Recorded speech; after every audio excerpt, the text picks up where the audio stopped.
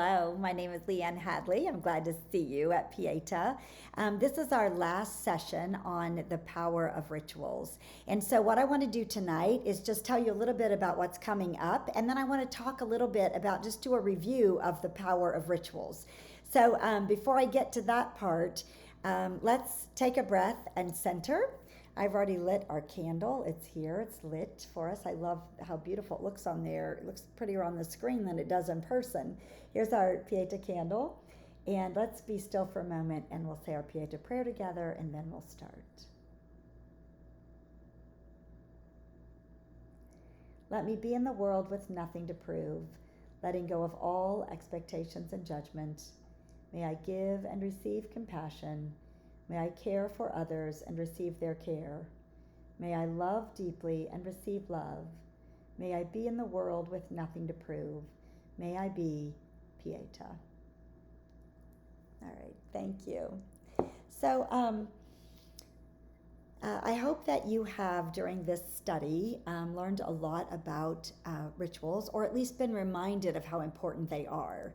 When we get done with this study on rituals, done will be our last night, the next thing that we're going to do is we're going to use this book that I sent out, and it's going to have an online version as well that's like a magazine. And so using that book, we're going to look at 40 different people plus 6 Bible characters during the 40 days between Ash Wednesday, which begins Wednesday, and then Easter Sunday. So where I follow the liturgical calendar. For those of you that don't, that's fine. But it's a season of Lent, and it's a time where we're supposed to really try to become better people and let go of things that hurt us. And so one of the things we want to do is read about these people who had great resilience. And then and just hear their stories and kind of see which of the stories resonate with us. So we might use one story, all 7 stories, whatever, but we're going to use these people. And you can have the book, it's free, and you can look at it online. There's a link to it that I'll send out as well. So anyway, use the book, read it every day, and then we come together, we'll talk about resiliency and kind of discover some patterns in people and how resilient they are. So we'll be doing that.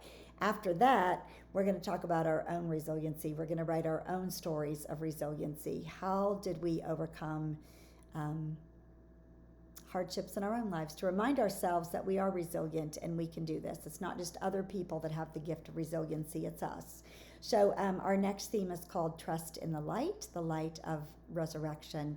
Life, death, resurrection. We'll trust in the resurrection, especially during times of death, whether that be a change in job, a disappointment, a move, an addiction, or whatever darkness it is that we're facing. So we're going to be talking about resiliency. I think it's going to be great. All right, real quick, let's talk about rituals.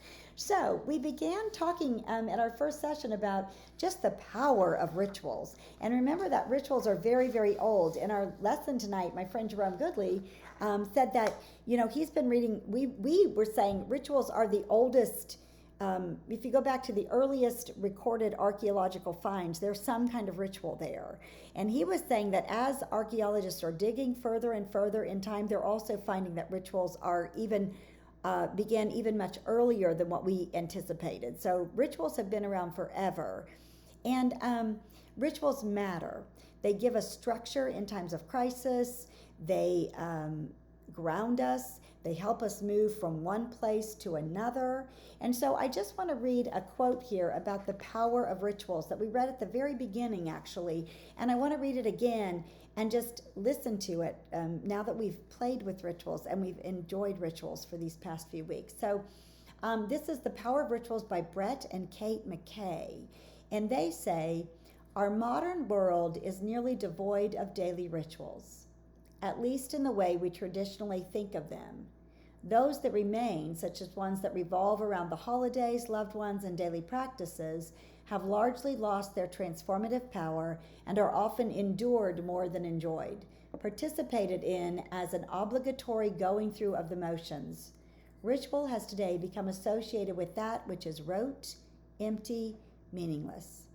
Yet every culture in every part of the world in every era has engaged in rituals, suggesting that they are a fundamental part of the human condition.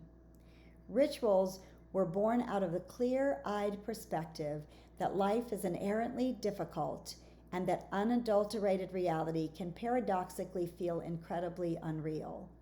Rituals have for eons been the tools humans have used to release and express emotion, to improve their well being, to build their personal identity and the identity of their tribe, create a sense of belonging, bring order to chaos, orient themselves in time and space, affect real transformation, and bring layers of meaning and texture to their lives.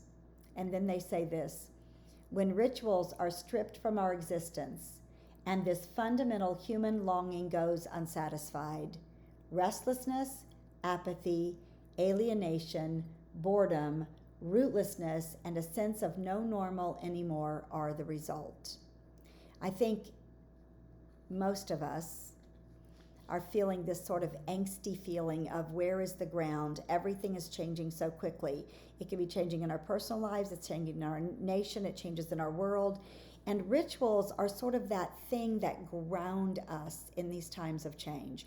We talked about ritual being a threshold, and thresholds are you're here, you're going to go through a threshold, you have a ritual to celebrate that you're moving from here to here. It's a celebration, whether it be a birthday, becoming sober, whatever it is that you're moving through, it's beautiful. But sometimes the ritual itself, I think, becomes a threshold that is the safest place in a house that we sit under. So we're under a threshold, and we can be safe and go through the ritual until we are ready to move into that new space, into the new reality. So rituals are so important for us. We talked about the way they're used in churches. Somebody tonight talked about how they're used in Native American culture so much, and in other places. They're used, AA is a huge ritual place. Al-Anon, all of the 12-step programs use ritual. Churches use ritual. We use ritual in our lives. And but to use that in our own personal life, to say, what do I need and how can I ritualize that, bring myself back to what I need grounded, I need it centered, whatever. Developing our own rituals are really important. But celebrating rituals with other people are equally important because we become bonded and connected through that. So lots of layers of rituals, and it's been kind of a whirlwind time, and we've tried some rituals. So tonight you have two questions. First is, did you try a ritual? How did it work for you? Are you going to keep doing it? The second question is, what have you learned from this study? What are your ahas? What have you learned about the power of rituals that maybe you're going to carry with you, or you're going to continue to ponder in the days to come? So spend some time finishing up this ritual section. Thank you for being part of it. And then next week we'll begin with the different stories of people and their resiliency and how we can trust in the light. Life can get very dark, but the light shines in the darkness. So I'll see you next week. Thank you for being part of Pieta. And I want to give a shout out to Sharon and Lisa, who are so faithful to lead these groups. I love you so much. Have a great week, and I hope to see you soon.